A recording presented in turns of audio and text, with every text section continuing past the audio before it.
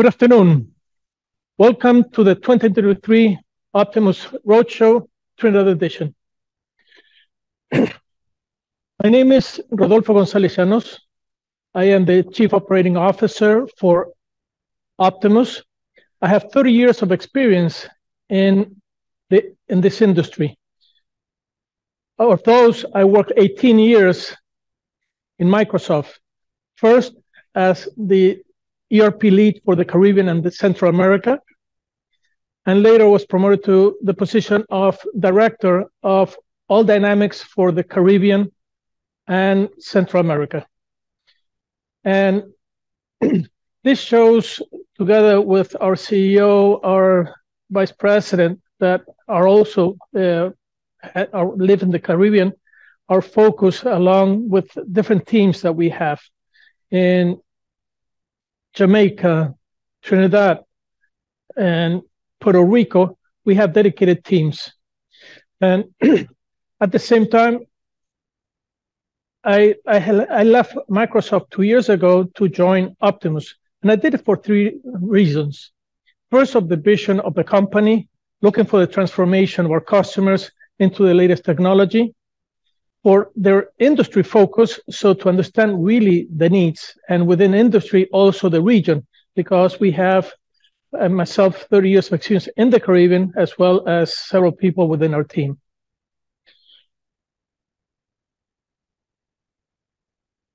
We have a focus in being your trusted advisor.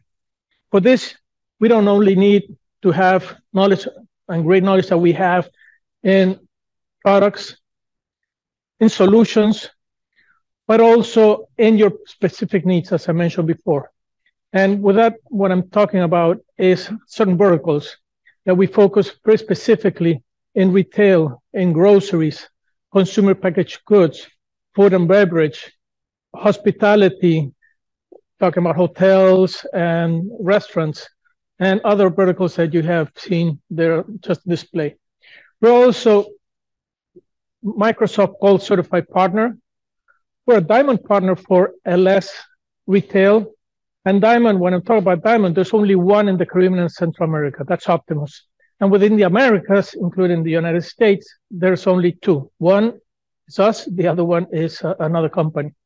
And we have just made also our relationship with a company in Asia that is also Diamond, to enhance our knowledge throughout the world and at the same time increase our footprint.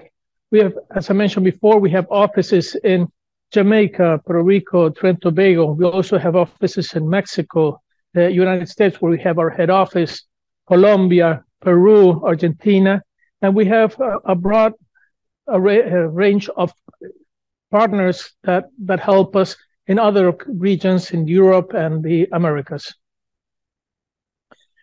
With us, we have Hector Negron, our heart and soul of Optimus, Dr. Vishal Ramnarine. He is our Vice President for Sales and Marketing, and he has a real focus on excellence, and with that excellence has been pivotal for the success of our organization. Today we have different speakers. One of those, for example, is AGR, which is one of our partners. When we have several partners that extend our solution, we bring the best solutions that not only Dynamics, BC, LS, but also other solutions that we have here with, for example, Finar Bragason, who is we'll be talking today about inventory replenishment.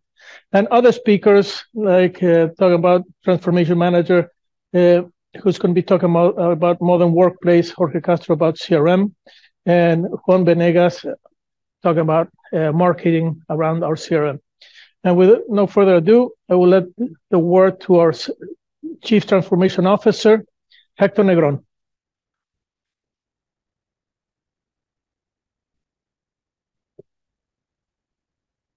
Oh, thank you. So we can talk in abundance today about trends in hospitality, restaurants and hotels. But we're going to focus primarily on these four topics: digital transformation, provide another view to it, and tech-enhanced and autonomous shopping, advanced analytics, and unified commerce. So some of the trends, a lot of us have a hard time understanding them or believing in them, right? Just like the car was first introduced, people laughed at it and said it was a carriage without a horse that would go nowhere. Also, talking about autonomous, this image is before COVID, and Amazon was touting autonomous humanless vehicles that would deliver packages. In Miami 3 weeks ago, I'm driving by Wynwood, and one of these start rolling by. It didn't have the Amazon logo, but in Miami, there's already these types of delivery. So in hospitality, we're more about the experience, right? And we don't have customers, we have guests. So the industry worldwide is 7.7 trillion. Caribbean, we had 28 million visitors last year. And we're expected to possibly surpass 30 million this year. But we're still, after COVID, living with staffing shortages and higher expectations and pretty high volumes from our guests. And it's all about the experience. A negative experience is a negative complaint or review in social media. So segmenting on that, social media, if we would take Facebook, Instagram, Twitter, WhatsApp, and consider a country, we're all part of some of these virtual digital nations. Actually, India has a higher population than China now. We're going to update that soon. That video is ours. It was produced by our team. Actually, social media is a lot bigger than China and India. Then think about it. Facebook and Google own a couple of those. Then there's adoption. Just saw that it took the telephone 75 years to hit 100 million people. Took Angry Birds 45 days to hit 50 million people. And it took ChatGPT 2 months to hit 100 million people. Add that Airbnb is the biggest hospitality rooms hotel company in the world. They own no properties. Uber is the biggest transportation taxi company, and they also deliver food. So they're coming into hospitality, helping restaurants deliver, and they own no cars. By the way, that's 8-9 years old. That's not new data. So the rate of adoption is quicker than ever. If that happened with Uber and Airbnb 8 or 9 years ago, what's happening right now with all these new technologies? How's ChatGPT helping us? So there's negative comments, there's positive comments. We want to take a look at the bright side, and we'll focus on staffing shortages, both in the back office, also in the front office or waiter management, using bots, using self check-in, check-out kiosks in hotels, using mobility for waiters.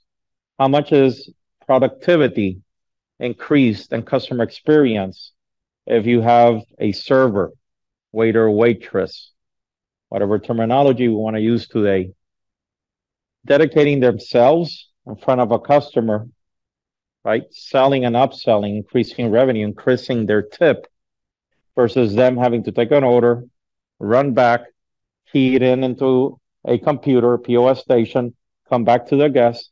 They just stay there, and we have runners bringing out the food. How much would a customer experience improve? Miami is huge, Florida, where I'm also from. But think about the Caribbean islands, where all of a sudden, a couple of flights in Cayman or Bermuda or Antigua come in at the same time, and your lobby in a hotel from 0 people, all of a sudden 3 or 4 taxis, a bus come in, and you have a line. Uh, Guests are not happy waiting half an hour after a long flight, tired. They wanted to jump into the beach, see the sunset, to do a line in order to check in and get access to their room. So there's been a lot of changes. I was recently in NRF, National Retail Federation, which is the largest retail and hospitality association in the world. And we had the privilege of being in, in front of a lot of the world business leaders, like the CEO of Walmart, CEO of Target, Macy's, executive vice presidents that I met with from Yum Brands, KFC, hotel executives.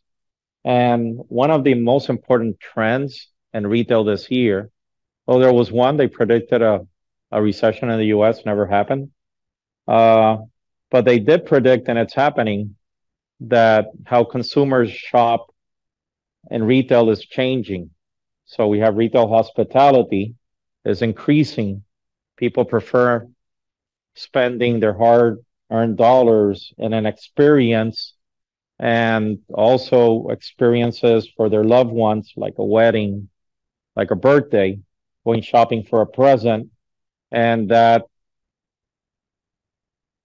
how consumers spent money when they went shopping for a loved one, where they probably went, bought the birthday present, and then bought their 10th pair of jeans, that has diminished greatly. So consumers are more spending on experiences and others than just an extra pair of jeans. So here we're seeing a video, and one of the things is we do need to take into consideration is demographics outside of the nations of social media, where we can no longer hide the type of quality we have with guest experiences. So, we're doing reservations more than ever through websites, through social media. I just did a reservation this morning for a restaurant in Miami through Facebook. For example, restaurants and hotels are going to use more and more artificial intelligence. I've been privileged and blessed to work with one of our customers, KFC, and Yum Brands. Yum Brands is investing heavily in acquiring solutions for their franchisees for delivery, analytics, loyalty, etc. So it's also, the more we know about our guests, either in a hotel or a restaurant, even fast food, like the example I gave, the better guest experience we can provide. Recently, I was in a trip from Miami, and the gentleman by me was just coming from Costa Rica. And he was telling me how in Costa Rica they're using more and more autonomous bots, but not on a software side of thing, but actually physical robots, more like carts with wheels, where they grab an order, they put the tray on the robot, and the robot, instead of having a runner, is taking the food over there. So I'm still on the sidelines on that technology. But he was telling me, how in Costa Rica, which is not Europe, not the US, how they've been adopting that type of technology. I'm more into or experience the data that we have, and the highest return on investment is more on self check-in, check-out, self-order kiosks. Like, for example, a lot of the fast foods out there, like Chick-fil-A, you come in, you order your food. I was recently in Europe and in Belgium, and actually KFC has plant-based chicken. So it's not only having the online, but it's also the type of food. Without data, all we have is an opinion. Walter Deming is the father of Japanese economics. He made one of the co-authors of TQM, Total Quality Management. There's a prestigious business award in the US called the Walter Deming Award. And without data, all we have is an opinion. So what's my average ticket on a table on a Monday, on a Wednesday? Which are the items I'm 86ing the most in my property and my restaurant? What's my occupancy rate by the hour? What's my trending revenue per room, or specifically room 303? How much revenue is that room bringing to us on a yearly, monthly basis? So historically, we're used to, or we can get that data with a lot of Excel sheets, not really on demand. But in order to make real-time solutions, so just imagine trying to staff a property or hotel over the weekend or a restaurant, and you need data to make a decision. Do I need 3 people on the front desk? Do I need 5 servers? So having this data, in order to have this data, best scenario is, and have it real time, is one source, one truth. As Mark Twain said, when you have more than one clock or watch, you'll never have the correct time. So we're used to having a point of sale system for the restaurant, another one for the gift shop. We're used to having an ERP. If you're a restaurant, your ERP for your purchasing and your accounting. Separately, your POS for the restaurant. If you're a property, you may have a separate maintenance system. If you're all of those, you have a separate business intelligence system. And you're trying to synchronize all this data in order to get the information you need, the numbers, the controls. So this is where unified commerce comes into play. So first, I want to take everybody through a journey so you understand. Single channel, when we refer to single channel, that's, I'm a restaurant and I have one point of sale, or I have a couple of stations, so I'm doing business through a point of sale. I'm a hotel, I have a property management system, but at the restaurant, I'm running it by hand or something, and then I'm sending the tickets over and they key it in over there. Once you hit multi-channel, is I can take orders online, I can take reservations online, different ways of extending outside of the 4 walls or even within the 4 walls. Multi-channel, you're a property, you have a self-service check-in, check-out. You're a restaurant, you have mobile waiters taking orders, and you also have a self-order, or you could just put a barcode on top of the table. People can scan it, they take the order, hit enter, it goes to your kitchen display system, your KDS, and the order is being picked or taken care of. Omni-channel, this is where you really start improving your customer experience. This is where you add loyalty. This is where you start using AI to understand the customer. Hey, Mr. Hector, now let's use Rodolfo as an example. Hey, Mr. Rodolfo, thank you for checking in. Oh, I see you stayed with us, for 5 nights this year. I see you prefer a room with a view of the ocean, or Vishal Ramnarine. It's Ramnarine, Rodolfo, not Ramnarine. So if Vishal Ramnarine goes to a restaurant and I come in as a waiter and I say, hey, Vishal, are you having your usual steak, medium rare? Now, this is where we go to the next level, right? Additionally, all that information helps us in planning when we use AI, right? Remember, AI sounds expensive and scientific, but it's not. Let's use the example of the cloud. We're used to the terminology now. Cloud originally started, my first project was 22 years ago, ASP, Application Service Provider. Then it got rebranded to SaaS, and other people called it shared services, and other people call it collocation and this and that. And at the end of the subscription now, and at the end of the day, it was a customer who was all confused by all these salespeople trying to pitch this fancy terminology. And they said, hey, it's up in the cloud.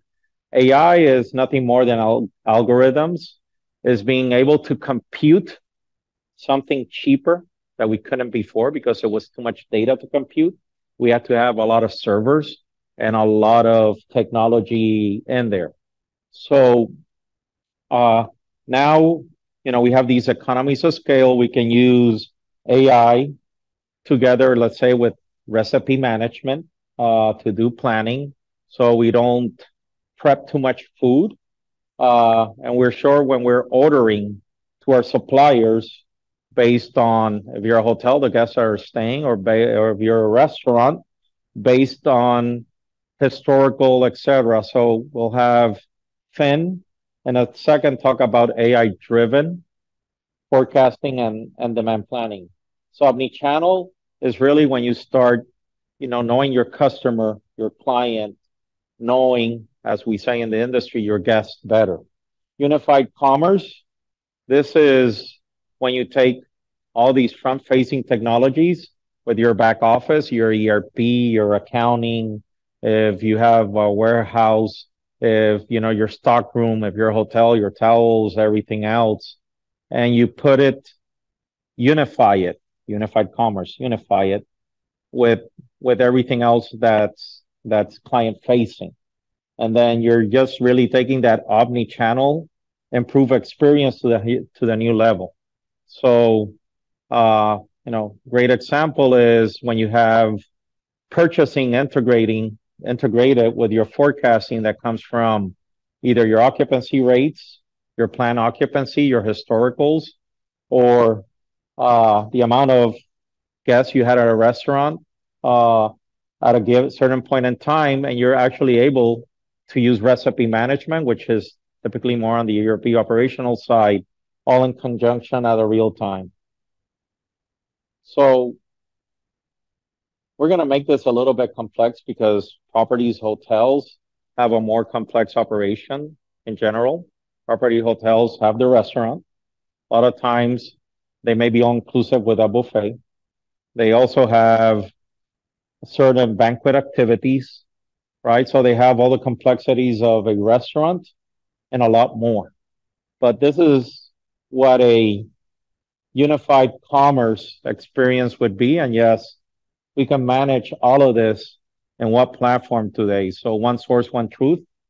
There are systems today. We have a system that has the PMS, has the accounting, has the restaurant point of sale, has the gift shop, has the recipe management, has the replenishment, has the costing, the accounts payable, the purchasing. I can keep on going and going, all in what platform. So it's about unification in order to have a better experience. And the best way is to start with a foundation. So, think big, don't think small.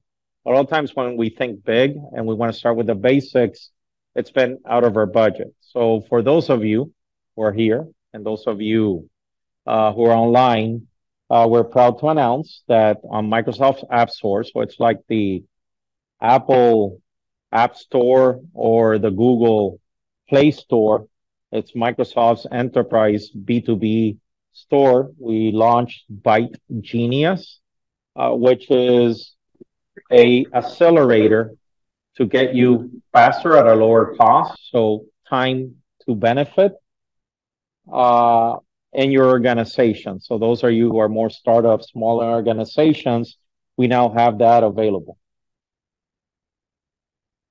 So additional to so you start with a base, which is where you could start your accounting, your purchasing, your back office. You can add your point of sale, and that also includes a point of sale in it. And then we have other options to move you from single multi-channel, keep on moving you until you get to the unified channel. All of these are done with accelerators that you see on the screen. And the accelerator is basically, it's a setup fee, which is a fee you control with certain deliverables. And it also has a monthly subscription that includes the software and everything else. So those days of outlaying a lot of money for software and hardware and everything else are left behind. But doesn't.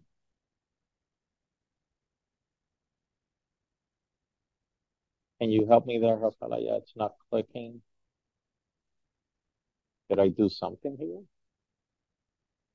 So let's see. There we go. So meet Casa del Cafe, a thriving chain of cafes and restaurants in Nicaragua. Today, they boast an impressive network of 28 cafes and restaurants across the country. Their recipe for success isn't just about brewing coffee, it's about making smart business choices. For years, they've relied on LS Retail's business management software and Microsoft Dynamics 365 Business Central, and they couldn't be happier. The LS Retail software solution has revolutionized Casa del Café's operations, delivering an array of benefits. Management can now effortlessly oversee all locations from headquarters, with access to critical business data in one central hub. Gone are the days of manual, repetitive tasks. Automation has allowed them to minimize errors and focus on delivering exceptional customer service. By migrating to a fully cloud-based system, Casa del Café has enjoyed substantial cost savings compared to their on-premises operations in Nicaragua.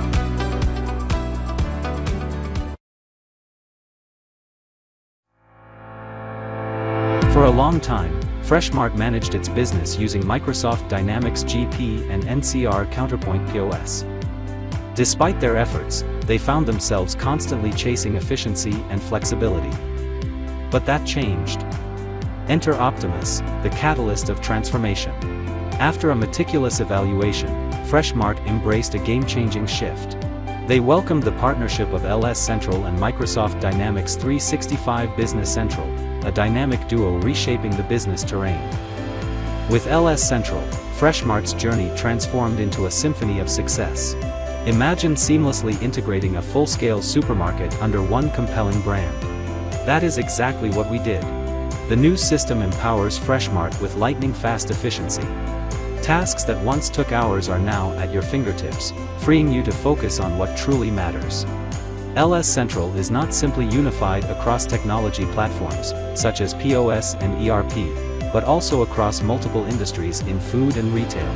This is unified commerce to the nth degree, says Jorge Machado, CEO at Freshmart. Let's revolutionize your business together. Are you ready to rewrite your story?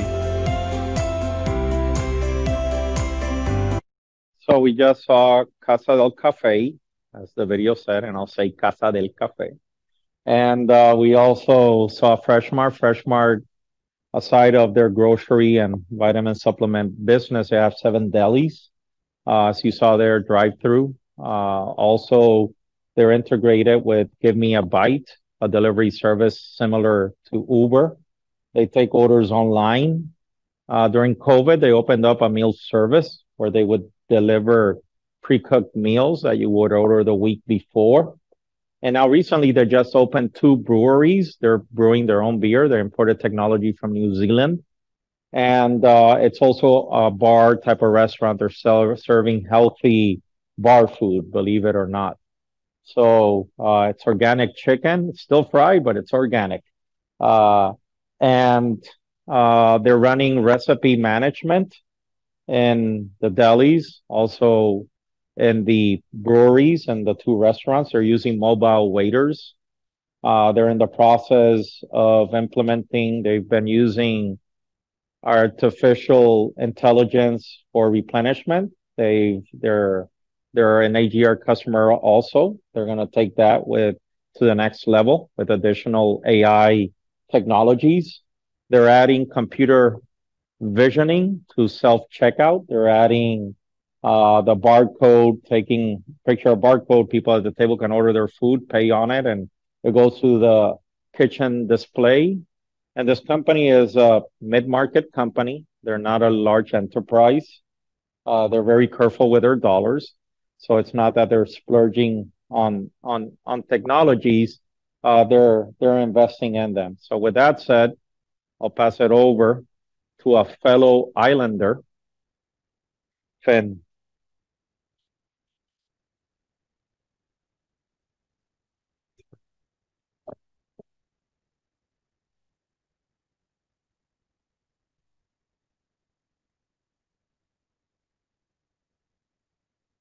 All right. My name is Finnur Tjörvi, but you can call me Finn. I'm from AGR. We're a company that specializes in statistical forecasting, demand planning, with the aim to optimize inventory levels. It's been quite interesting to travel around the Caribbean and understand a little bit the challenges that are facing companies here in the Caribbean with respect to supply chain management and forecasting, because AGR is actually an Icelandic company. It was founded in Iceland, and we developed the software with some of the challenges that we faced there in mind. Iceland is an island. We buy everything, well, mostly by ship, so we're looking at long lead times. We're looking at container optimization and things like that, and we see it's kind of similar challenges that companies are facing here in the Caribbean. So I'm very excited to introduce this solution to you today and see how we can unlock cash through by introducing AI to our business, and how we can grab those low-hanging fruits by introducing simple AI, simple machine learning to optimize our inventory levels. Now, there are 3 points I want to focus on today. Number 1, it's how can we place orders faster? How can we put that data to work that we have inside our ERP systems? How can we improve our forecasting and use this data to pre-calculate correct purchase orders into the business? The second part is how can we minimize stockouts? How can we introduce service level settings, ABC analysis to categorize the items to optimize the amount of stock that we're holding? And the third part is to reduce excess stock. This might seem like a little bit contradicting points. That is, how can we increase service levels in one hand and then decrease the stock levels on the other hand? But we've seen through experience that using these basic methods that come with the standard ERP system, such as moving average or min max, you're not ordering correct amounts. And if you're not ordering correct amounts, you're ordering too much of some items and too little of others. And that's how, through optimization, how we can both improve the service levels and decrease the stock levels at the same time. Now, if we walk through the process a little bit, how do we do this? Now, you have, like I say, you have a lot of data that is sitting in the ERP system that can be put to better use. The first step in the process is to run the sales history through what we have developed and call an expert forecast model. So we have built in here multiple algorithms and forecasting methods into the system. So if there is any trend in the sales history, the system will capture that automatically. So if there is seasonality, carnival, Christmas, growing sale, decreasing sales, the system will capture all of that on a monthly, weekly, and daily basis. Now, on top of that, for the restaurants, we take the bill of material or the recipes into account. We create a forecast meal on the end product, and then we can break that forecast down into the raw materials that we need to build the meal. So we can forecast on all levels of the business. Now we have quite a robust exception management tool built into the system because, of course, there can be anomalies that we need to capture. We can trust the system maybe for 95% of our items, but we want to be able to pick out these exceptions and handle them manually. Now, next is, of course, the planning part, because all of you are dealing with promotions. We need to be able to put those promotions on top of the forecast. We need to be able to plan individual locations and product groups. So there might be some changes in the demand that we want to affect. And we can do this in here, bottom up, top down, or middle out. So we can slice and dice the information and add kind of our intelligence on top of the forecast. Now, the end product from this process is either a purchase order from the external vendors into your warehouse, or we can do transfer orders from the warehouse to the stores or to the restaurants, or actually from the vendors directly to the restaurants as well. Now, we've built all of this into a SaaS solution that we call AGR Essentials. Now, 5 years ago, this type of technology would require quite an extensive implementation process, an expensive implementation process, but we've built this into a SaaS model where we can automatically integrate this solution and implement it to various ERP systems. We have a standard data connector to Business Central. We have built a standard connector to actually Sage and NetSuite as well. But for other ERP systems, we have what we call a universal connector. So basically, we can connect this to any ERP system. Included in the monthly subscription is Azure hosting. So everything is up in the cloud. So we're not taking resources from Business Central or for your ERP system for these calculations. The implementation, the technical implementation process is included in the monthly fee. So there's is more or less just the next implementation. We put a lot of work into streamlining the onboarding process, streamlining the training and getting our users up to speed. And that is also included in one monthly fee. So this is more or less a risk-free project that doesn't require massive financial commitments upfront. Everything is included in a monthly subscription fee. Now, I want to walk you through kind of a ROI calculation exercise just to demonstrate a little bit the value that we can create from a system like this. So I want to take an example of a company with $20 million in turnover, and let's say the average inventory value on an annual basis is $4 million, and we're selling around 10,000 SKUs. So we've been developing this and implementing this type of technology now for over 20 years. And we've seen that on average, moving from a min-max or average method of forecasting, you can save around 15% inventory value by applying these advanced algorithms and statistical methods. Now, this is an average. Of course, it varies how well companies are managing their inventory. So we've actually seen inventory reductions to up to 30%. And of course, that is on same service levels, because we all know it's quite easy to reduce inventory, just buy 50% less than you normally buy. But we want to maintain those or even increase those service levels. Now, doing the math, a 15% reduction frees up working capital for around $600,000. So it's quite a considerable amount of money that goes right back into your pocket.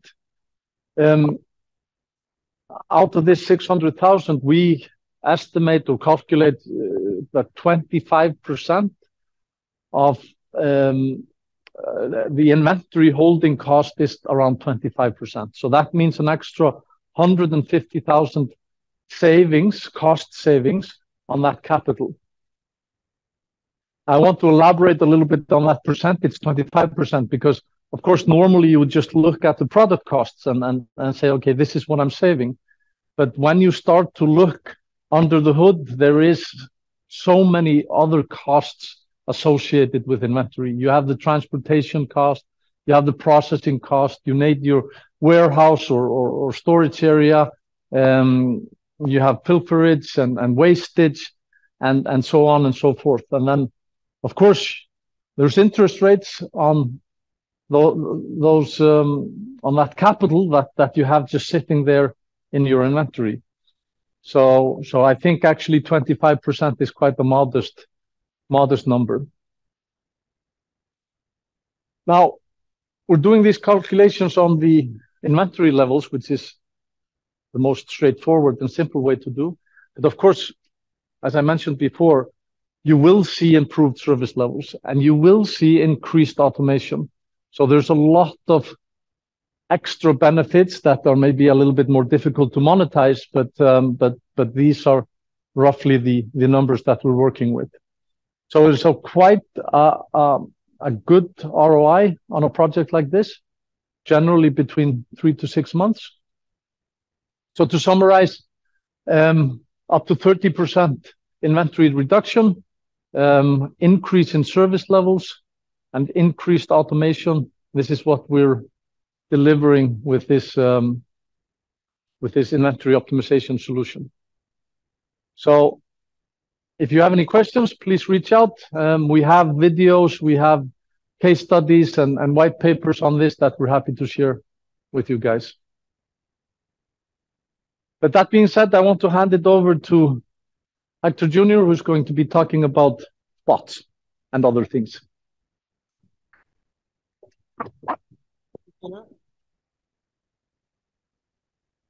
Okay, so what I'll be talking today about. Today I'm going to be touching some solutions to make your business to make your business more efficient in the modern world. And we're going to be starting with what we call bots, or what in the streets what everyone calls bots, which is basically the future of efficient business. We're going to start off with a problem. What's the problem? The problem is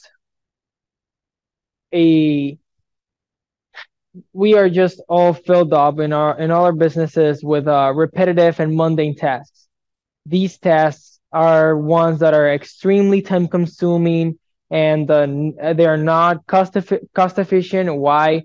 They got a lot of people working on very simple things that they could rather be doing other more important tasks, and assigning them to do other more either important and or more tasks that bring value, bigger value to the business. And so what these bots well, another thing that the bots can also really help with, it's time and money. Why time? And time and money, they correlate. So time meaning they're faster and they're more efficient, meaning they make less mistakes, and thus that's why it correlates with money. Why? Less time, it's less money, and also less errors, less mistakes, less money that needs to be spent to fix those errors. So now we're gonna have I have a video here that's gonna be kind of like a demo-ish. It's showcasing the solution and how the bots work, and how on a real life scenario, real life actual client of ours. And basically here we're just gonna see a video of the solution in action, and Hector's gonna be explaining the step-by-step of the video.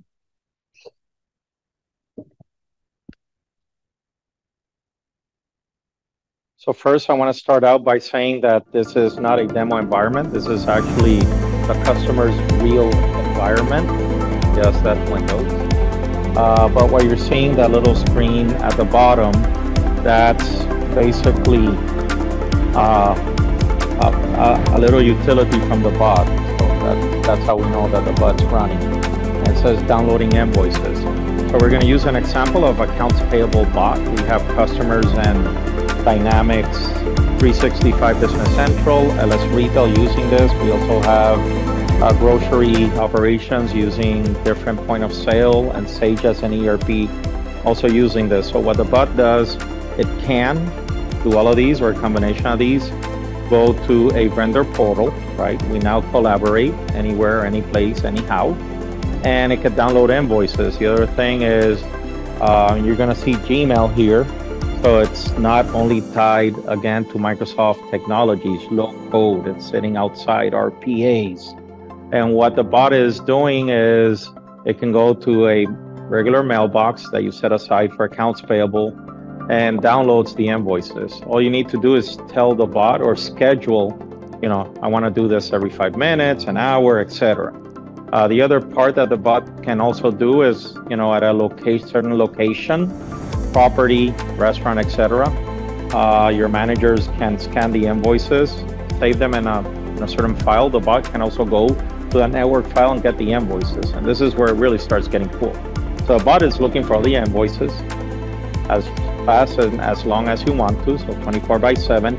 It grabs those invoices and it enters them, digitalizes them, and enters them in the ERP system.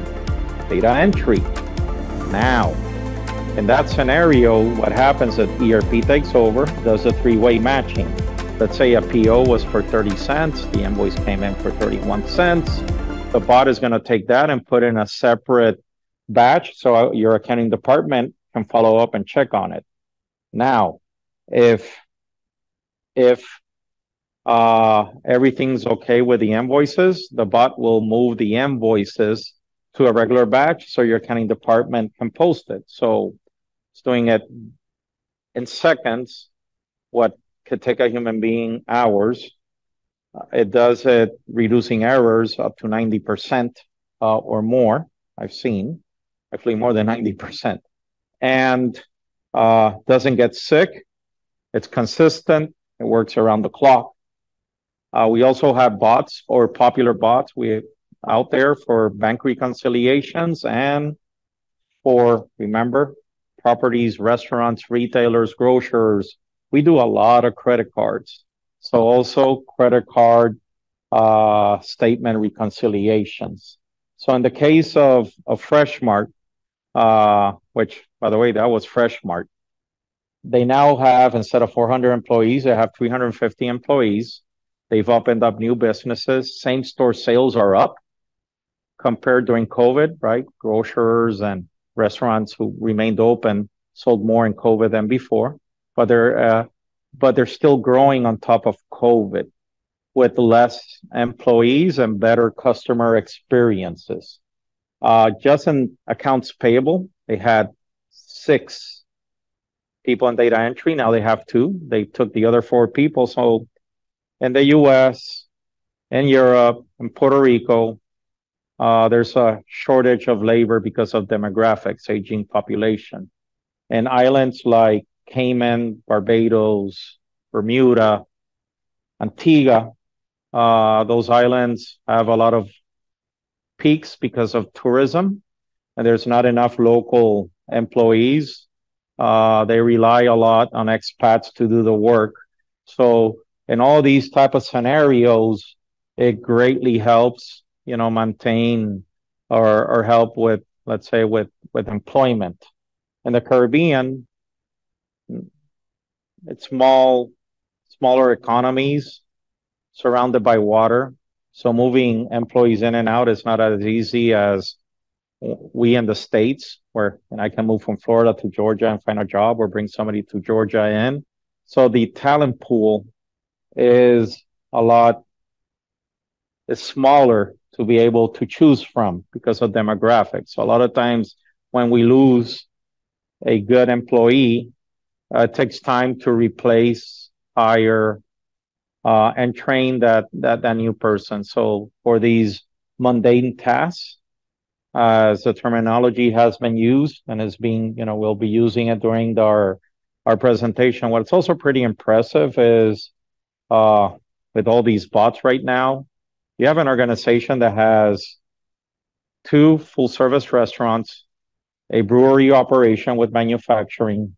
You have 7 supermarkets, 7 deli operations, a payroll of 300 employees, and it's being run by one accountant, controller, accounting manager, just one, two people in data entry, and the receptionist that pitches in and helps out.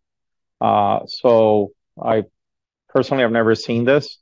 I'm very proud to be here with colleagues of mine from Miami, from Puerto Rico, from Trinidad, who've worked on this project from Jamaica. And I had the privilege this year being in Asia, Indonesia, Bali. I was invited to Greece, but I couldn't go for that conference at training. Houston, there were pretty large conferences. Thousands of people were there and training. We weren't presenting, so I wasn't up on stage. And FreshMart's video and this case study was being touted on a global basis. So not only proud of my team, I'm especially proud of the customer, who are also geniuses in house. And we were all able to come together and make this happen. Hector?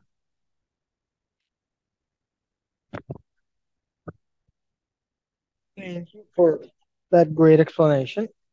So a little bit more on bots. Some of the numbers, what basically, okay. So bots is the street name. We can say the actual term, technical term is it's RPA. So RPA are robotic processing automation. That's basically the bots. And the bots is, as you saw in the videos, basically like this. This is kind of an actual representation of what it is, a robot using a computer. Why? It's actually, as you saw in the video, it's you saw the mouse cursor moving around, and you can also, it uses like a keyboard it can type in, and basically it uses all controls that a human would in a computer. It'll basically do that. It'll look like a human is interacting with the computer, but it's actually the bot. So that's why it's robots mimicking human actions in the computer. It'll increase accuracy, as Hector said. With that, it's efficiency way faster than humans. It'll not get sick. It'll not miss a day in work. It'll always be there, and it's not gonna replace employees. We must remember, it's not, with these AI technologies, it's not replacing employees. The main goal of this is to improve our productivity, our production rate, improve it by 2, 3, 4 times. That's the whole thing. People are scared, saying, "Oh, this is gonna take away jobs." Then No, it'll just redirect those resources that we kind of, in a way, waste daily on mundane and repetitive tasks, simple tasks, but things that need to be done. We're wasting human power on that when we could just automate it with bots or RPAs and make those, or redirect that intelligence from our creative human minds into more important tasks and work that can help the business succeed in a better way. So it has been basically for manual errors that humans commit inevitably. We've seen 80 to 90% improvement in that. In terms of ROI, return on investment, we've seen a 250% on their investment, on RPA investments, and typically it's paid back within 6 to 9 months. So, couple benefits, just what I said. The only one missing is you scale at your own pace. You don't need to get 5 bots to run your whole operation from the start. You can just start with one, testing it on one simple task that you have and that it can help you with.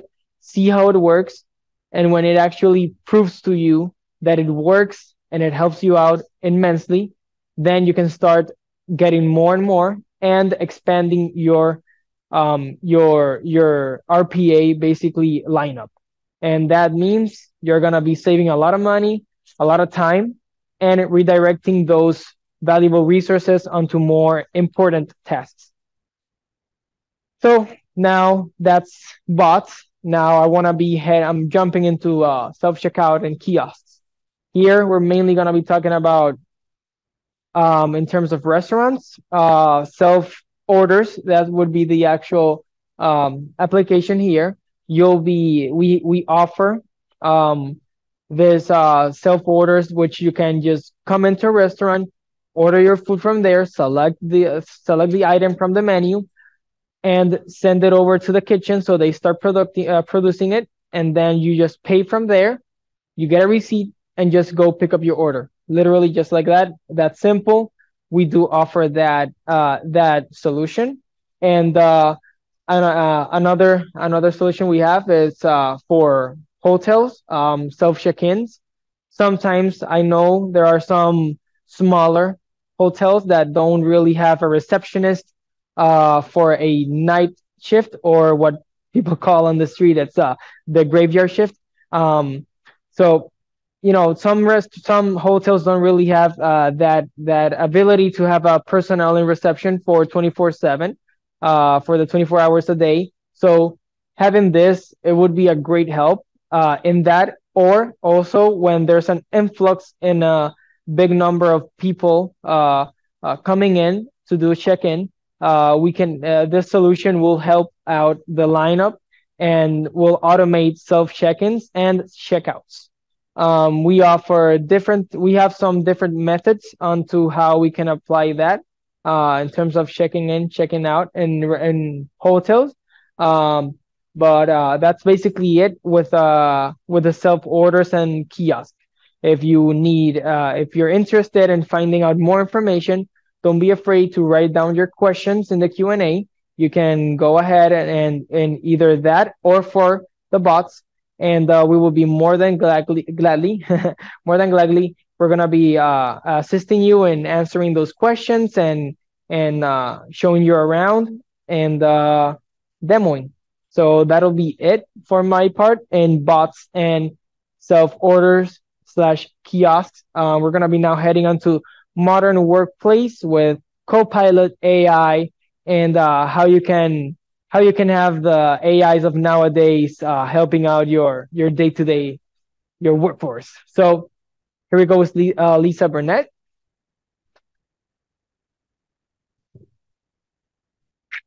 Thank you.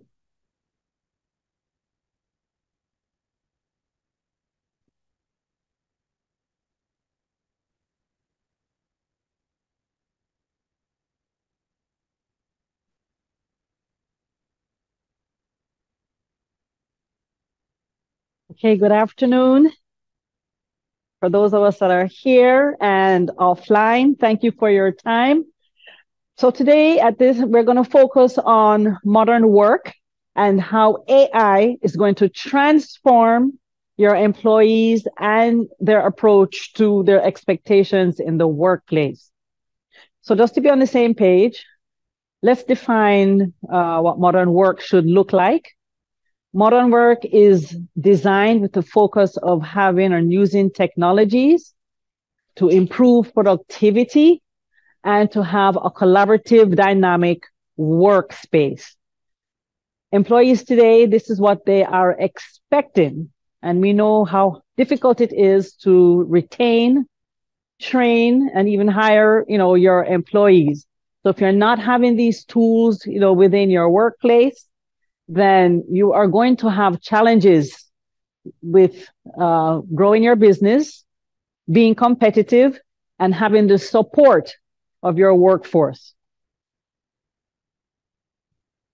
So let's kind of step back and, because I'm going to go into AI and how AI is going to transform the way we work today. Industries are transforming rapidly. What does that mean? There's a lot of pressure on today's businesses to keep up with the changing trends in technologies. And we see over the last couple of years, especially with the disruption from the pandemic.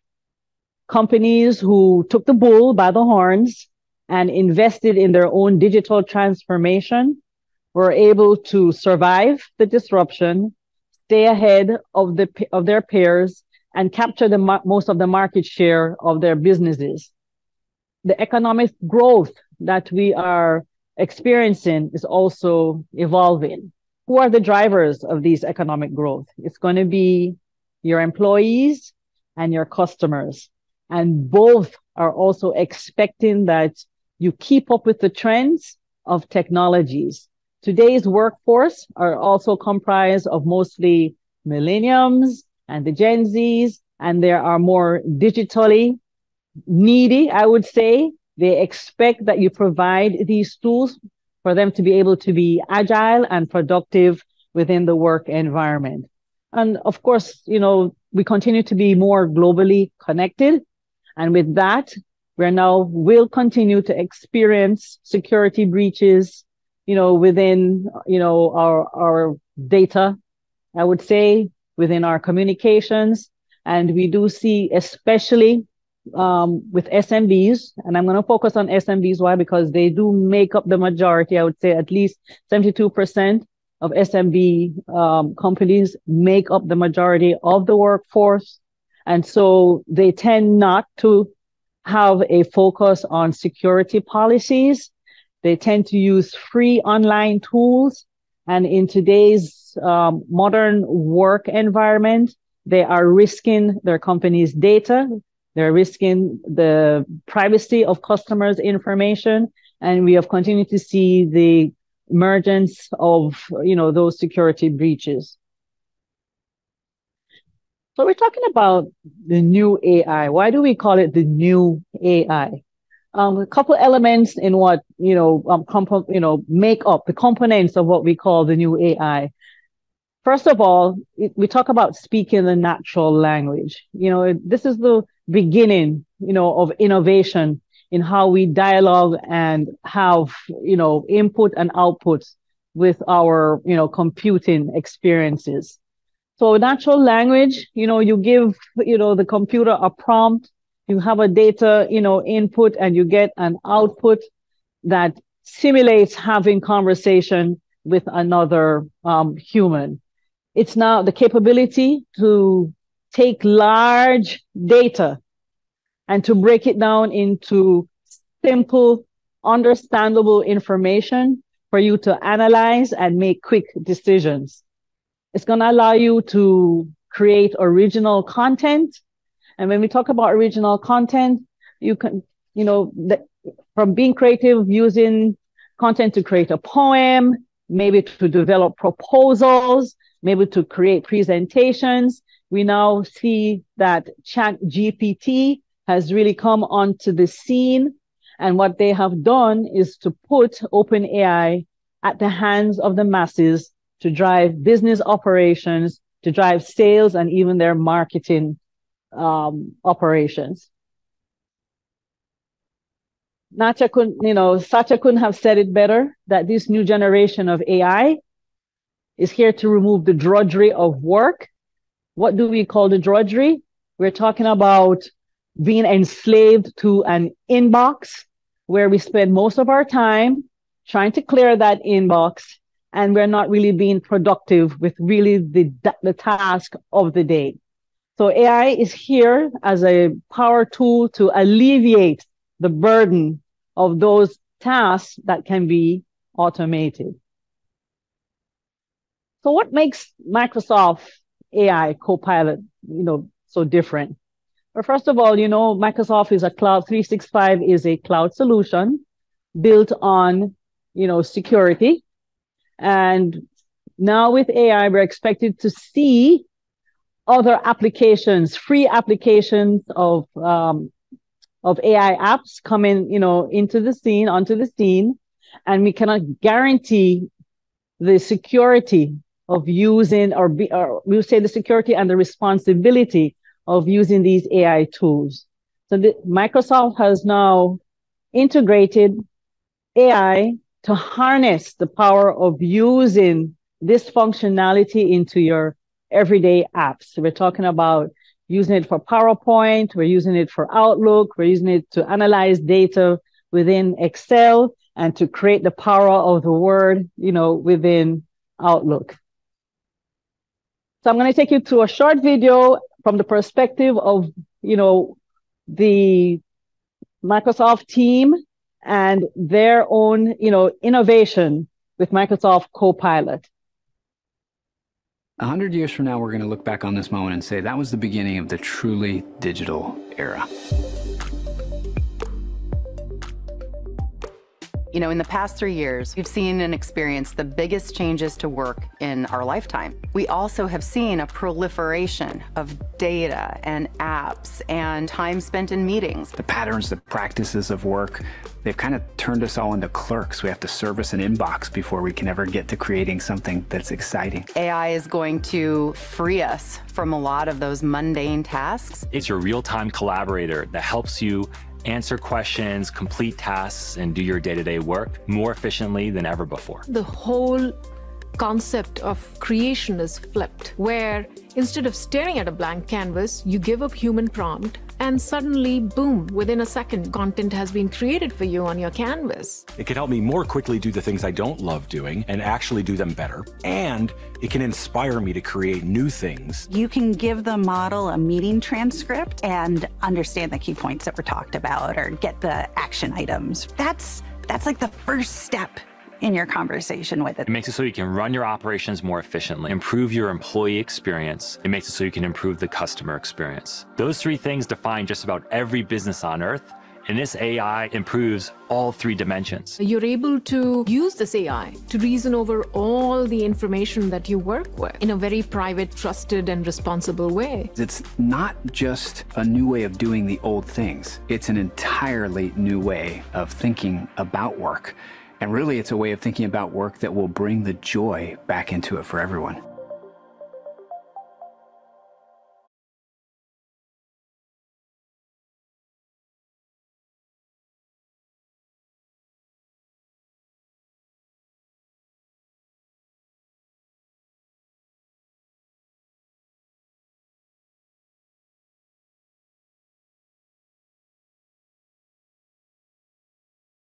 Experience, your guest experience. And here are the 4 divisions of operations, that we can quickly, look at. First, I know that, the challenge for the hospitality industry is usually hiring, retaining, and training a dynamic workforce. Your frontline worker challenges are usually those employees that are here to service customers. They are stressed out, they are burnt out because they have to deal, with all incidents, of the customer experience. And if they feel disconnected from the entire organization because of lack of training, then they're not able to provide the quality of customer experience that we would want. We also are using data to now understand your customer behavior, your customer preferences. This kind of information helps to support all your customer loyalty programs to remain in a competitive hospitality environment. Of course, using Teams. Teams is Microsoft's celebrated collaborative platform, not just for meetings anymore, but what is good that Copilot is doing to improve the quality of meetings that we are having, we can now summarize from voice to text, summarize all the content of the meetings, and be able to provide you with outcomes in a transcript form of what your next steps, could be. And with this time management efficient tool, we're able to now make quick decisions within our team. I'm going to quickly go by. We have seen that using the collaborative platform of Teams, it can empower all workers. We like to say all workers from the shop floor to the top floor. That means we're all connected on one page, one program, one team, one collective effort to be able to use the digital tools that will empower not only our employee, give the kind of guest experience that we would expect, but is also going to optimize your operations and improve both your guest and your customer experience. So how are you going to get AI ready? Well, with Optimus, we have the Microsoft Modern Work Solution competencies, and I'd love to have and engage you in that conversation on a much deeper level. We would like to also engage you with our pre-engagement customer questionnaire to assess what your modern work solutions are like within your current environment. Are you maximizing the use and the usage and functions within Microsoft 365, or do you even have Microsoft 365? I'd love to have that conversation with you. We also have promotions ongoing until December, how you can access the AI functionalities within Microsoft 365.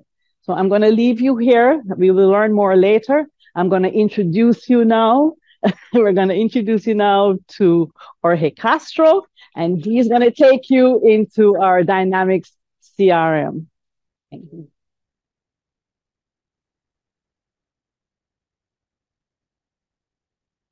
Okay, so thank you. Let's continue with the CRM presentation or the Dynamics 365 ecosystem. I wanted to call it as 365 ecosystem because we are not just going to talk about CRM. It's going to be an important part of the conversation, but I will want to show you what is the ecosystem or what are the possibilities that you could have with CRM. Basically, if we are talking about Dynamics 365, I'm mainly talking about CRM. You could have so many different models there. The most common ones are going to be the sales model, the customer service model, and the marketing model.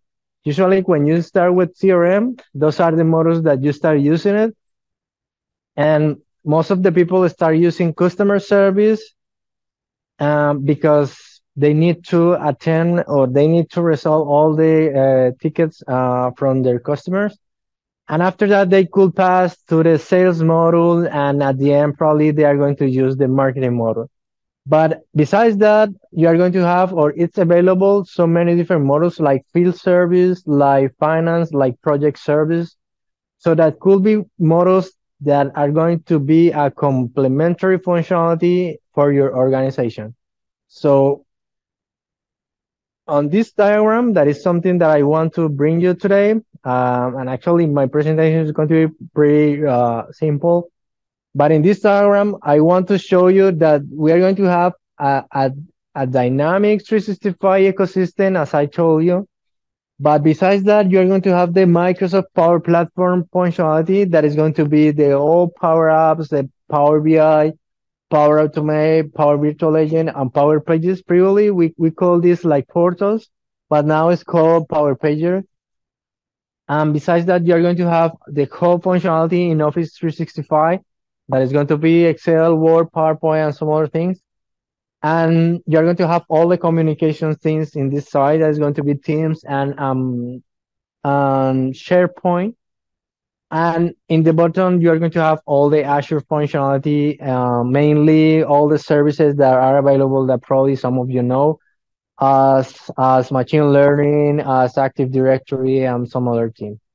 Actually, this is a service that appears a couple of months ago, Synapse Analysis.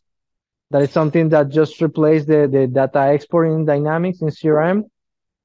So the main idea today is let you know or show you how all these platforms, all these tools could work together, could be integrated in just one main system.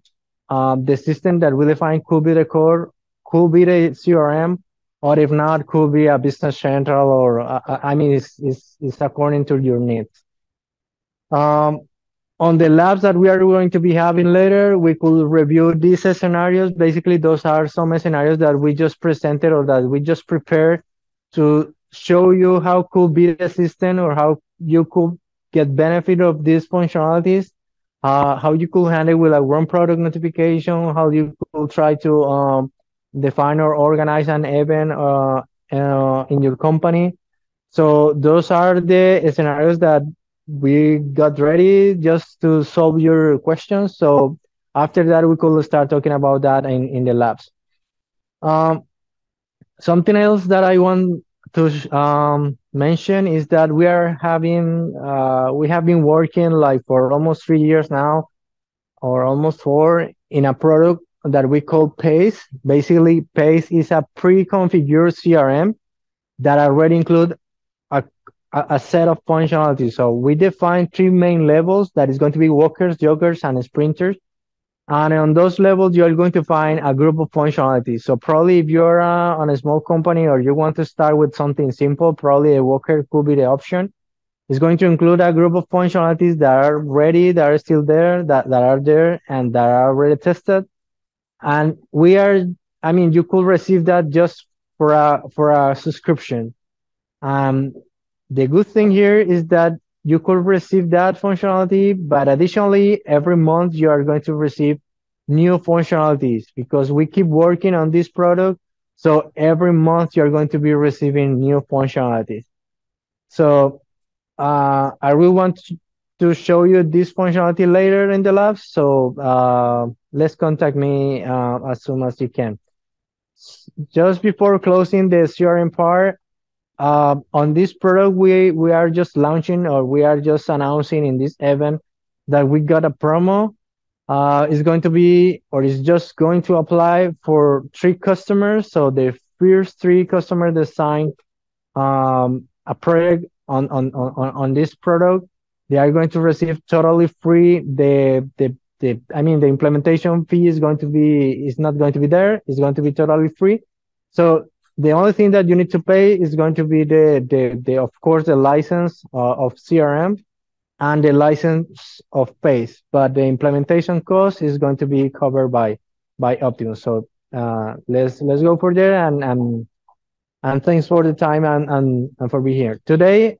I'm gonna be presenting, or I'm gonna pass that to Juan Camilo. Juan Camilo is going to be showing us or talking a little bit more about the specific Dynamics marketing model that is available as well in the Dynamics 365 platform, and it's going to be the model that you could use for handle all your marketing strategy. So Juan Camilo, I'm gonna pass that to you. Thanks, everyone.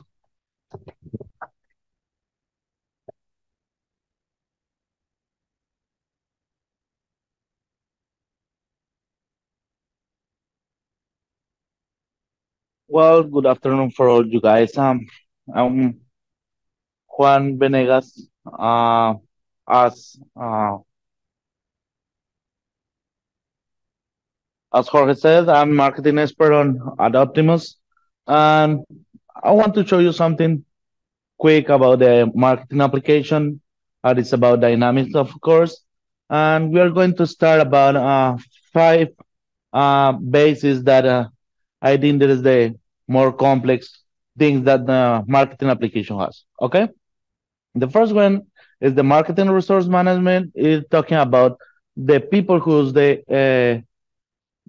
team who's making all the campaign become reality. So in terms is one designer can inside of the application, and the other part is the communication staff, and the other part could be the community manager, also the marketing manager. All right.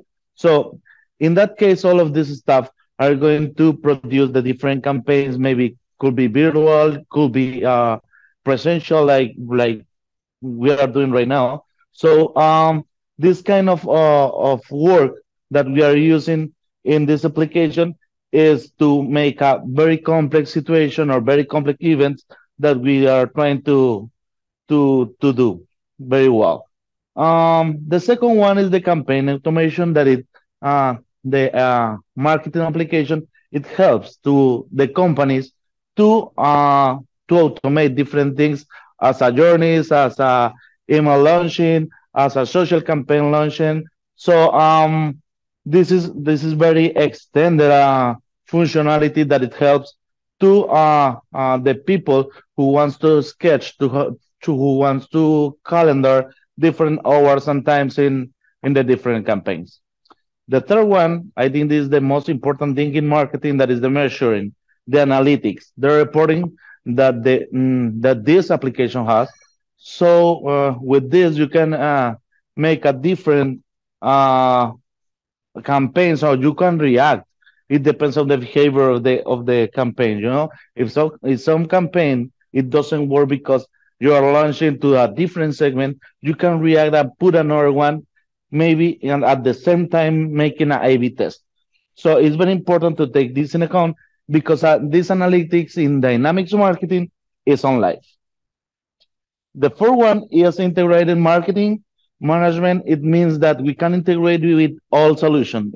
If you have another CRM or databases that is not connected with it, it's very easy to integrate with dynamics of the marketing, where we are going to bring all the data of the different customer, just to start and get a new campaigns or play with this data.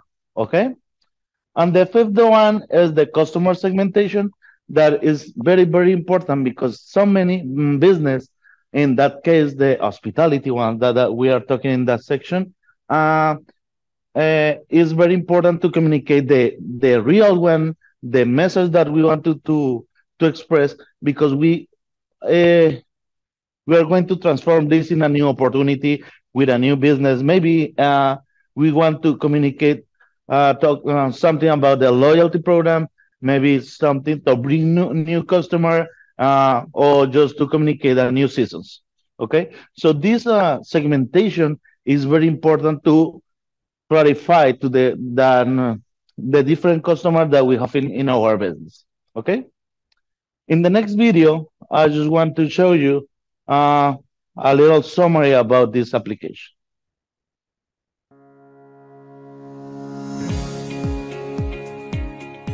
Welcome to Dynamics 365 Marketing. We've created a Get Started page for you to access the most common tasks. Create beautiful emails that can be personalized to each customer. Create push notifications and text messages in the same easy way. Customer journeys define how you'd like to engage with your customers. Start with a simple journey, like sending email to your customer after they attend an event. Move on to build more sophisticated journeys using the insights you already have about your customers and the actions they take. See exactly what's working and what needs to be improved thanks to real-time analytics. Imagine how you want to engage and build relationships with your customers. Let's get started. Okay, as you can see, all of those functionalities are very important, just to take in account when you're trying to find out what is the best option for your company, because it's not just sending a one email, just one SMS, just a phone call. It's more than this, you know. It's the automation, the integrity of the solution, the analytics that the and reporting that this application has. So it conforms a very big situation, or a very well environment, when all the solution is centralized in one application. Okay, in that case, all the data that you are going to bring to this application is going to use in the different campaigns. So they are going to distribute in the different activities, and well, it will become to improve a better customer engagement. So with this engagement, you can drive a better results. You know, it means if you are going to sell something, if you want to bring some new customers through this email or SMS or WhatsApp or a phone call, you can do this through this Dynamics application. Okay. About this, when you are trying to communicate the best focus on this message, so you are segmented very well to get nurturing these clients. So in that case, the interaction and the engagement are doing very well with new emails, or maybe new posts on the different social media that you have. For example, in Optimus, we have Instagram, Facebook, we have LinkedIn. So there are many different social media that we are currently use. And we can also measure and bring some insights from them. That is the next step. When you're having advanced segmentation, you are using very well this tool. I think this is the most important feature that Dynamics application has, because with this you are targeting very tight the people who wants to buy, who wants to bring, who wants to inscribe in a new loyalty program, for example, in the case of the hospitality industry. So and also it has some history just to know how is the behavior with the in an historical time, you know. The other functionality or characteristic that the Dynamics application has is marketing automation that that you can see in the video. So many journeys you can use automatically or manually form, but of course it's more efficiently when you are scheduled this through a calendar or something like that. After feed, you are be available to see the different reports or the summary of the campaign. So we are currently using in Optimus A/B testing just to see what is the best way to get a response for our customer. In that case, in that roadshow, we're using this just to see what is the best response. You know, like if someone receive a email or maybe a phone call or maybe an SMS, we are currently evaluating this through these reports. Even though you know that Dynamics Marketing is integrated with Power BI. So this is another tool that you have to take in account where you are going to get this application. At the end, this Dynamics Marketing is going to get a collaboration tool when you are using a workflows and when you are integrated with all the Microsoft Dynamics and Office, well, before Office and now Microsoft 365 integration with a naturally form. So as you can see, it's very easy to use, and the reports and the measuring and the results is gonna be very high. Okay, so this is from my side. I hope you have a good day. If you have another question, we can contact us at juan.venegas@optimus.pro. So we'll appreciate your time. Thanks for all and have a good day. See you guys.